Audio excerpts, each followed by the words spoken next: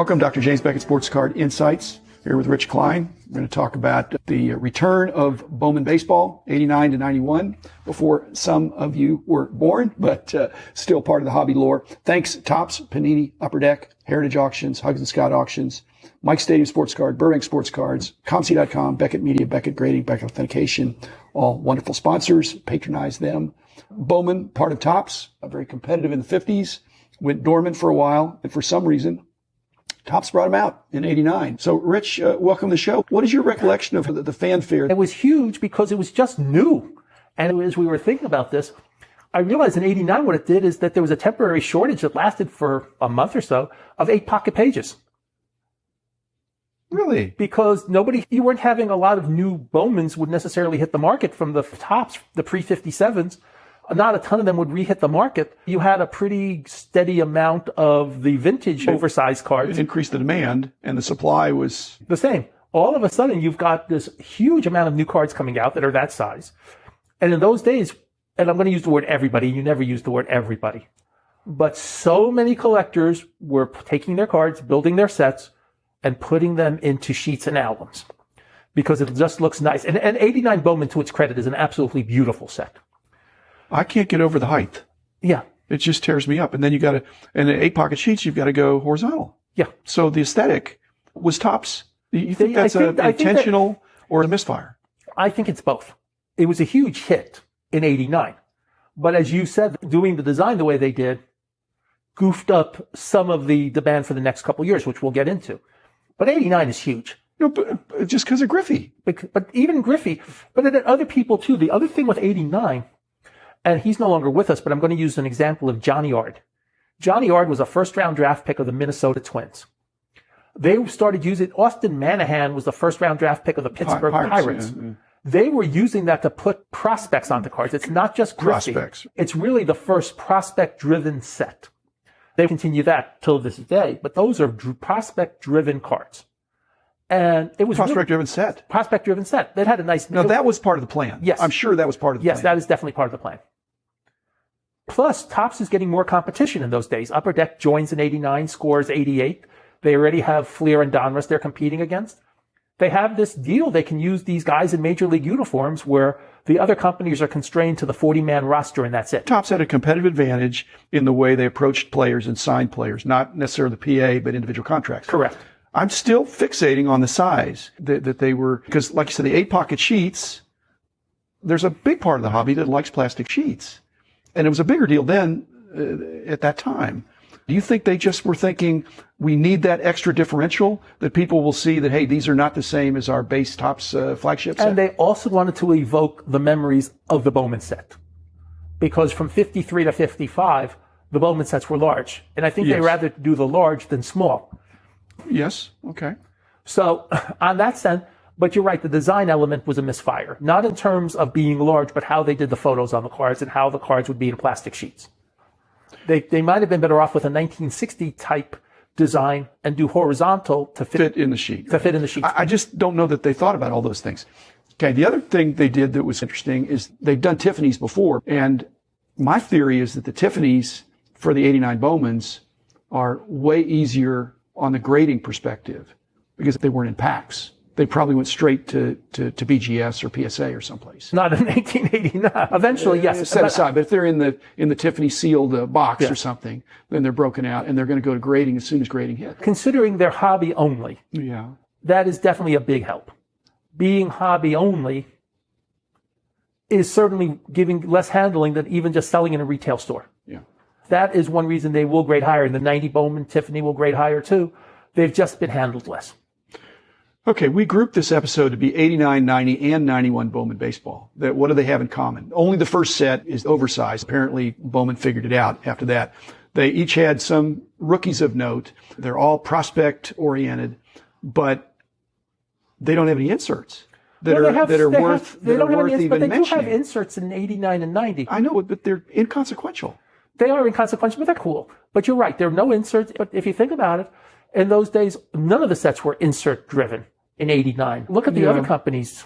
There's no inserts really. 89, Donruss has what? The Grand Slammers They were cheap inserts. They're all packets. cheap inserts. Okay. When I'm reflecting on this, 92 Bowman really put Bowman on the map as a legit brand that was very competitive with the other companies. But 89, 90, and 91, which is in the junk wax kind of consideration, my theory now is that put a bad taste in people's mouth at that time of what Bowman the brand was. And it reinforced the notion that 52 Topps, Mays, and Mantle are the way to go, as opposed to 51 Bowman, Mays, and Mantle, who are absolutely the true rookie card. By that 89 Bowman was also a very popular set upon contact. 90 and 91 Bowman really weren't. I don't know if I went with him for this because it was a one-day trip or whether he just did it himself, but Theo goes to Houston, comes back with a box of 91 Bowmans. The List Brothers PR. They were an entrenched, established, long-serving PR company for a company that didn't put a high value on PR and didn't need to for a lot of those years. Right. And so information wouldn't always come out. Well, 91 Bowman gets released and nobody knows. The dealers may have got an auction, but you don't see, at the time, you don't see anything on Sportsnet before it comes out. You don't see pre-sales on Sports Collectors Digest with their 400 pages a week. You don't see notes on 91 Bowman. All of a sudden, there it is live with the first Pudge Rodriguez card. Yes. In a major league uniform. Yes. It's, excuse me? You have this really cool set. You have Pudge in a Rangers uniform. You're the first card of him, and you have no information on it? We shouldn't compare. Ryan Cracknell now has stuff out instantly, but a lot of that's provided by the companies. And so they're doing it in a digital-friendly way, but that wasn't the case 30 years ago. No, it wasn't. The List PR, I don't think it was high-budget PR. It certainly was old-fashioned PR. It was and really we were expected to do a lot of that legwork, I think. We did a lot of the work for some of these companies and because we were telling them what was scarce sometimes. And they could maybe confirm or deny or verify or disclaim any knowledge about certain things. We were their eyes and ears sometimes. We were. And that's why, and one of the things about Mike Kramer, which in retrospect was absolutely brilliant, but at the time we all thought it was a conflict of interest, was the small Pacific Coast trading store in front of his office. At least there, it was always... He dealt with real customers. He dealt with real customers. Yeah. And they were retail pricing. He did not discount anything. He didn't undercut his own dealers. He didn't undercut his own dealers. Yeah. And He's a smart guy. So it's a very smart guy. He just finished his last chemo, by the way. Oh, good. I hope he's finished in a good way. He seems to be doing well. I do follow him on Facebook. Yeah. No, he doesn't want to talk a lot about cards either. But every once in a while, we'll chat. Not, just about other stuff. But, for example, Mike got the word out about his stuff. Yeah. And he knew who to talk to do what. I know we're not the only ones that weren't getting information from the List brothers. But it wasn't in a professional PR way. Normal List, they were doing traditional PR. And again, that's 20th century. And it was more like the typewritten news release kind of things. And we were data hounds. We didn't need a 2-paragraph release. We needed the data. We needed the facts. And we're talking about Bowman in terms of the overproduced era, or what some people call the junk wax era. Yeah. I have a pretty good idea because of all the donations I've handled over the years. Oh, yeah. I see very little Bowman compared to Topps or Donruss, and especially 90-91. Okay. I see a lot less of that. There are some dealers who stocked up, but for the most part, you will see less 90, 91, and even 89 Bowman than you will other years. They just don't show up in the donation boxes. Well, nowadays, it would be obvious that Topps flagship is the most produced baseball brand. The question is, was that the case in 89? Or did Donruss print even more? Did Fleer and Donruss in terms of just the quantity of cards out there? Or do you think Topps is still, Donruss is, because clearly they're more Topps than Bowman in 89, 90, 91.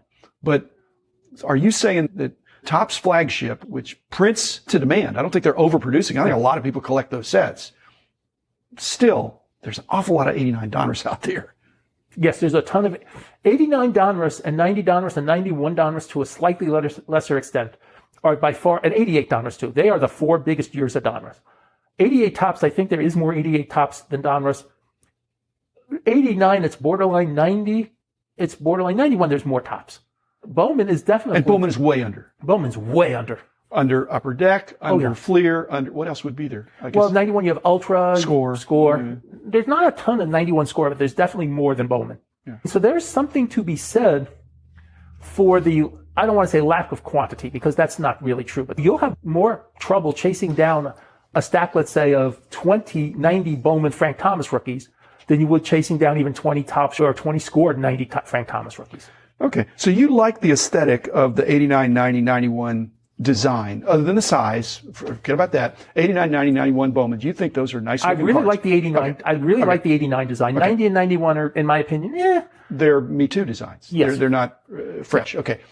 So again, we're going to stop at 91, but then something happened in 92 that either Topps got a new design director, a new something, but 92 really is what put Bowman on the map. Was that better design, more limited production, or way better rookie crop?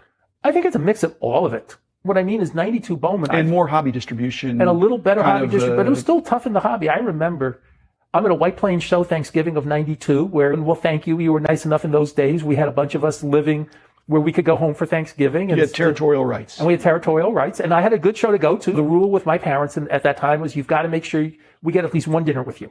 Okay. Fair enough. They knew it was a business trip. You were saving hotel costs. I was staying with them. That's a win-win-win. Such a deal, I know. That's a win for all of us. Yep. And I remember hearing Mike Gordon say, oh, yeah, you can have the 90, to one of the customers, you can have the 92 Bowman set for $100.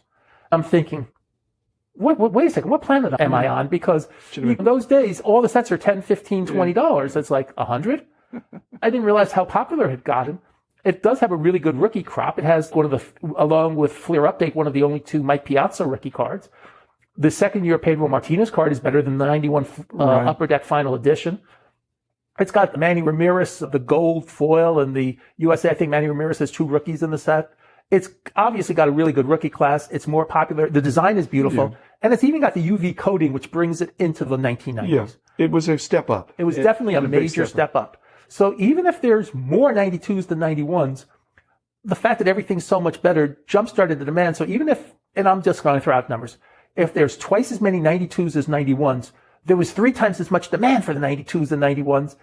And that really... I think there's more 92s than 91s? I said if. I don't think there are. I don't think there are either, but I used the word if. I think they'd either gotten a handle on the distribution because it was appropriately tough in the hobby shops. I don't remember a lot of retail. Maybe there was. But, and I just can't get out of my mind, this skinny guy that had a quirky pitch, Mariano Rivera, that who could have known that he would go on? That's why people do rookie prospecting. He didn't even look like a ball player. He looked like a high school kid. He was almost a high school kid. Do you know what that card goes for nowadays? Oh, outrageous. My goodness. I remember a couple of years ago, we were talking about Eddie in one of the previous episodes. Eddie Kelly goes to the National, and he could not find a Mariano Rivera rookie card anywhere. He would have paid retail to get it for the guy who wanted to get it signed. Yeah. It's a cool-looking card. And other than the Griffey rookie, that card is better than any other Bowman card. And it's better than the Griffey rookie, too. But that's better than any other card. That's better than any other set of those, maybe equal to a Tiffany. Yeah, the only card, in all honesty, I think visually, the 89 Griffeys. The 89 Upper Deck Griffey is also a very visually beautiful card. 91, there's a Chipper Jones rookie in 91 Bowman. Yes. You don't see a lot of those compared to Topps. I see Topps and Upper Deck and even Score all the time. I don't see Bowman that often in 91 Chipper Jones. We're throwbacks, Rich. We go by whether we see it.